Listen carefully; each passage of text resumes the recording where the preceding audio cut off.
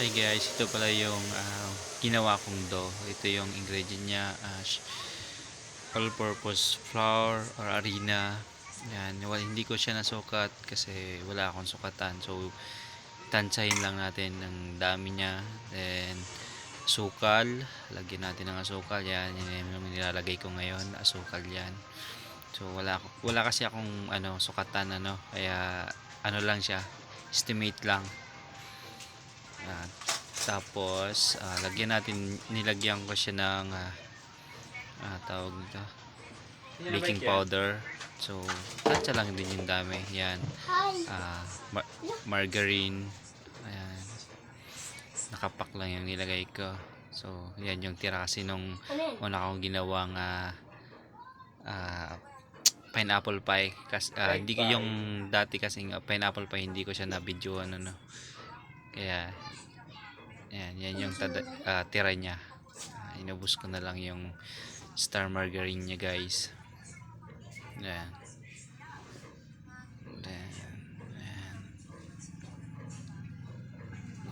May tsaka nilagyan ko rin siya ng konting asin para pang siya, pang timpla, para mabalance yung lasa niya, yung tamis at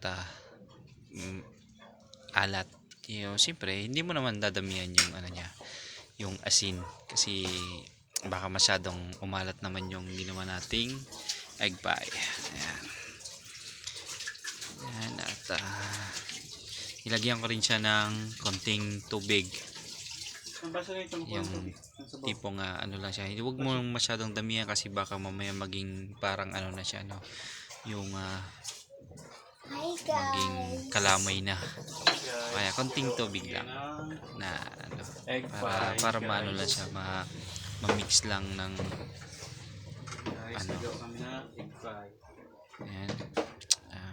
yan yung ilalagay ko na baking powder. Yan yung baking powder na ilalagay ko. So tinansya ko lang din yung dami niya.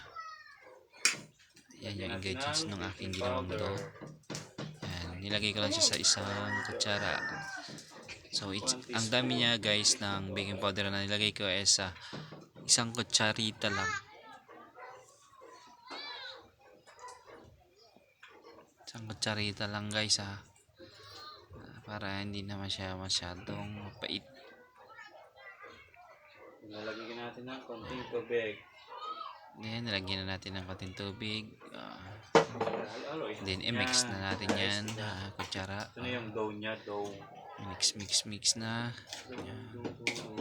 Yun lang yung ingredient natin guys simple lang, para magkaroon ng lasa yung ating dough. Yan. Yan, mix natin. Yan, mekos na yan, insan. Mekos na yan. Mekos na yan, insan. Sige lang insan, mekos lang hanggang sa ma-mix na yung lahat ng ingredient natin.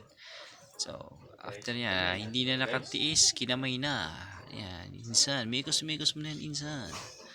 Yan, kinamay ko na guys, hindi na nakatiis. Hindi kasi ma-mix ng maayos, kaya kinamay ko na lang Yan. Masarap to kasi kinamay na. Yan. Kinamay na, insan. Yan, mix na.